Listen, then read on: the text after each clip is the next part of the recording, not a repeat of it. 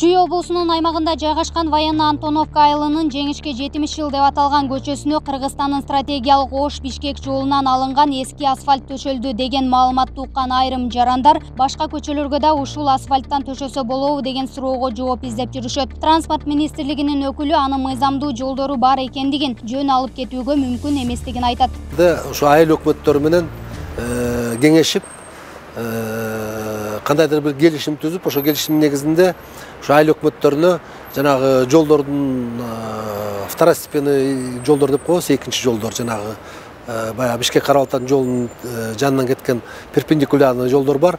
Ошол жакка ал жанагы жөн эле барып атвалдарга чыштап койбой, ал жакка апарып туруп салса, мына күндүн ысыгында ал жер жакшы эле асфальт жол болуп калат. Элге баягы жолду оңдоого жардамчылык деп ошол жакка берет. Экинчи бул кредиттик ассигнованиянын эсебинен салынган жолдордо, экинчи жолдор бизде жанагы республикалык бюджеттен салынып аткан жолдор бар.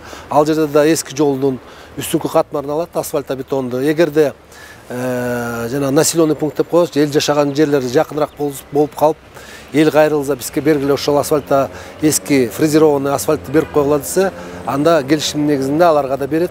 Алар да баягы ал асфальтты баягы өзүнүн керектүүсүнө жумшайт да.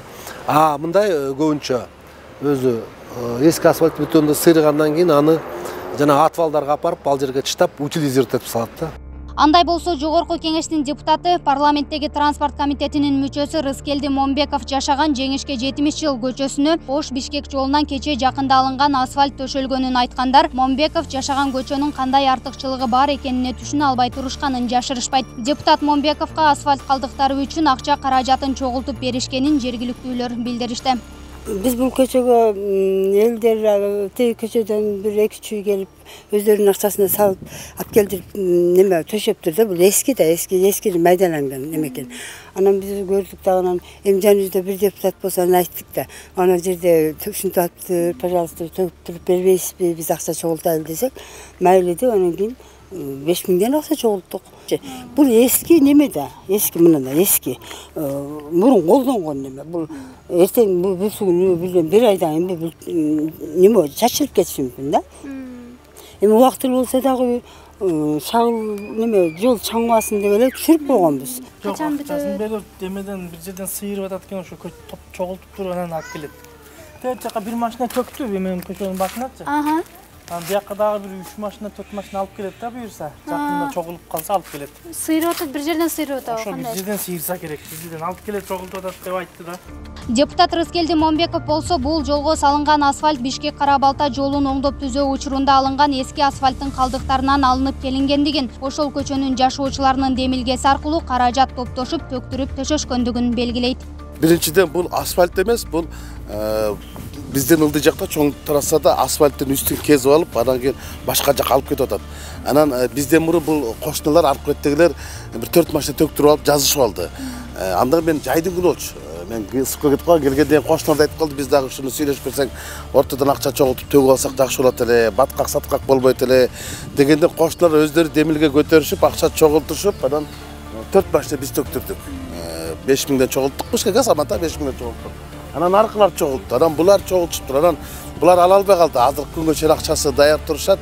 Эмнегедир анткени жанагы асфальттын үстүн кырып эме кылгандар токтотуп койдук жумуштарды дешти дагы, башка көчөлөрдө алып кетишти деп айтор атаандашып кетишти. Анан бул эч кандай айыл өкмөттүн жумушу эмес, бул жеке адамдардын демилгеси, өздөрүнүн жанына каражат акча чогултуп алып, булардын өздөрүнүн эшигинин алдын гана тозуп алыштындайт, тегиздеп алышты да.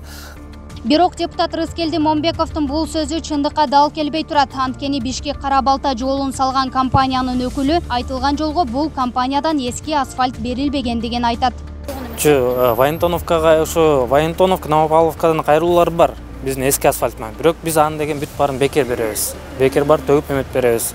Анан сом акча алды деген ал бизден эметкен эмес да, алынган эмес. Биз алган эмес. Ананда бул жолдон чыккан асфальттардын кесиндилери чоң экендигин, ал жакта майда асфальт төшөлгөндүгүн, мындан улам алар кайдан алгандыгын билбей тургандыгын ачыктады. Ал боюнча биз жакта ал сатылбайт, ал бизден алынган эмес.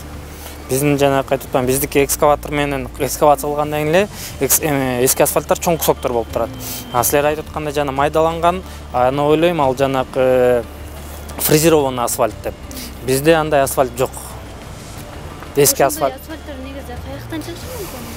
Ал эми ар кайсы көчөлөрдүн мисалы эмес реконструкциясын аргандай. Биздики мисалы жумушубузда экскавация эле. Фрезерованный болсо, примерно ала кетсек, аэропорт, Бишкек аэропорт жолу. Ошол жактын асфальт, фреза деген атайын оборудование бар. Алар майдалап, кичинекей эме кылат, как таштай эле, щебенкадай кылып чыгарышат. Бизде андай, биздин проектте андай асфальт чыкпайт. Өзүңүз айтып атпайсыңарбы? Айыл өкмөттүн өкүлдөрү айтышты, бизге тиешеси жок деп. Тиешеси жок болсо алар мүмкүн баягы муниципалдык жолдор болобу, каяктан жолдор болобу, эски асфальт катмарын ала турган болсо, апарып туруп, может быть, ошолор бирөө жарым частный организациялар, частный баягы айдоочулар мүмкүн сатып аткандыр. Бизге тиешеси жок. Бизде тем более КАМАЗдар жок.